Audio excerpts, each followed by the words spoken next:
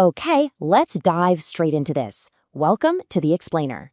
So, if you've been dreaming about building a highly scalable digital product business, the kind where you create something once and then sell it to the entire world, well, you are in exactly the right place. Today, we're tearing down the modern digital product ecosystem using some seriously insightful data.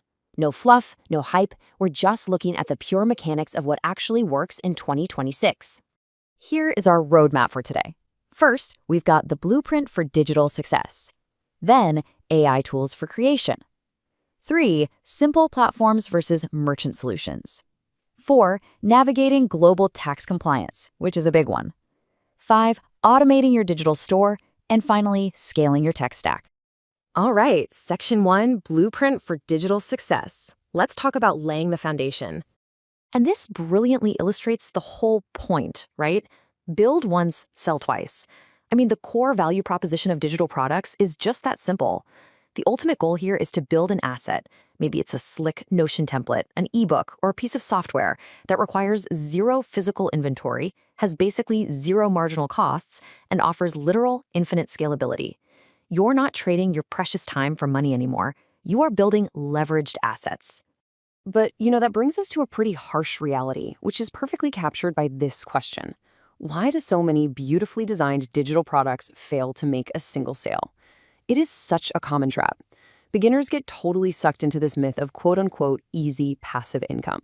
They'll spend weeks, maybe months, building this gorgeous product without ever stopping to check if, someone actually wants to buy the thing. So how do we avoid that trap? You've got to follow these 3 essential requirements for success. Step 1 is absolutely unskippable. Validate the demand. Look at search volume, do some competitor analysis. Jump on Google Trends or just type things into marketplace search bars to make sure real people are actively searching for a solution. Step 2, create a product that solves a highly specific problem. Seriously, specificity sells. And step 3, package the whole thing with high-value mockups. Presentation is everything here. Like the data shows, your preview images usually matter way more than the actual product itself when you're trying to turn a casual browser into a paying buyer. Moving right along to Section 2, AI tools for creation, accelerating your workflow. Now, you don't need a massive team anymore because smart AI tools can fast-track your launch from weeks down to literal days. For instance, Influence AI, it can generate entire ebooks and workbooks from just a single prompt, handling the outline, the drafting, the formatting, the whole shebang. Then you've got Canva AI. Things like Magic Design are absolute lifesavers for creating those high-value visual mockups we literally just talked about. Adobe Express is amazing for optimizing your lead magnet layout so they actually convert. And Notion AI is a powerhouse for building those highly sought-after productivity systems and templates. Basically, this tech completely eliminates the friction of content creation. Okay, Section 3, simple platforms versus merchant solutions. The platform dilemma. This is a massive decision. Choosing your storefront architecture. On the left, we've got your simple seller platforms. In this corner, you are the legal seller of record. The setup is usually lightning fast, which is great. But here's the catch. You carry all the legal liability for manual tax filing globally. Yikes. Then on the right, we have registered merchant platforms, also known as merchants of record or MORs. With this model, the platform actually steps in and acts as the legal reseller of your product. They handle the global taxes for you, and they usually pack in advanced features like built-in software licensing. So how do the top options actually stack up in the real world? PayHip is a fantastic starting point for testing the waters. It's a seamless beginner setup with just a 5% fee on their free tier. Then there's Gumroad. They charge a flat 10% fee, which, is kind of high, but they do have a built-in discovery algorithm that can actually help funnel customers right to you. Now, stepping into merchant of record territory, we've got Lemon Squeezy, charging 5% plus 50 cents, and they really excel when it comes to software and license keys.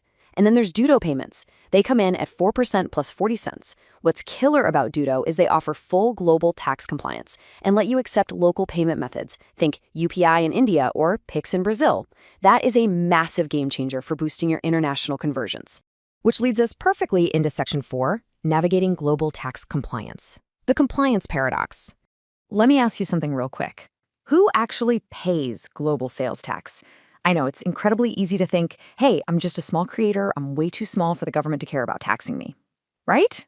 But the reality of international commerce is wildly complex, and unfortunately, the tax man always finds out eventually.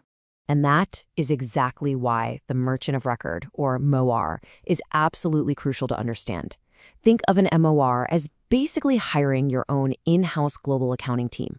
They become the financial entity that steps right into the middle of the transaction. To your customer, they look like the seller. To the international tax authorities, they are the legally liable party. They take on all those terrifying global tax liabilities, so you literally don't have to. So this is what we call the compliance paradox. See, if you sell directly on a simple platform, you might legally owe zero tax because you fall way under all the international revenue thresholds. But, and it's a huge but, tracking over 200 different countries just to prove you owe nothing, that is a total administrative nightmare. Mars automate this entirely. Because their overall corporate volume blows past all those thresholds, they just automatically collect and remit the exact right amount of VAT or sales tax everywhere for you. Choosing an MOR protects you from some seriously massive audit risks down the road as you scale globally. All right, Section 5, automating your digital store. Working smarter, not harder. To really scale up, you've got to leverage smart tools that improve the customer experience and just streamline your daily grind.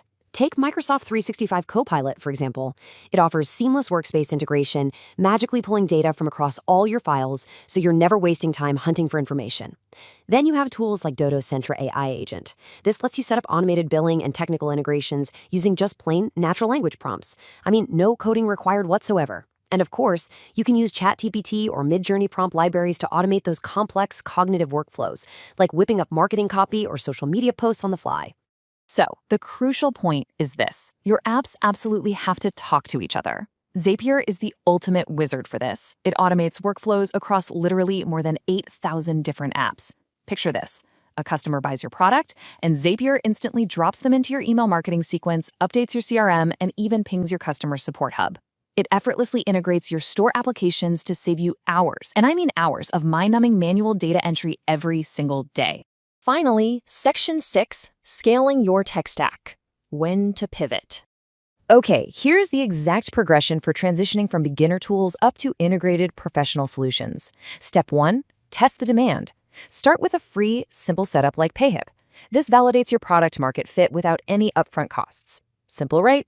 Step 2, once you're hitting around $5,000 a month and global taxes start becoming a real headache, it's time to automate compliance. You do this by migrating to an EMR like Dotto Payments.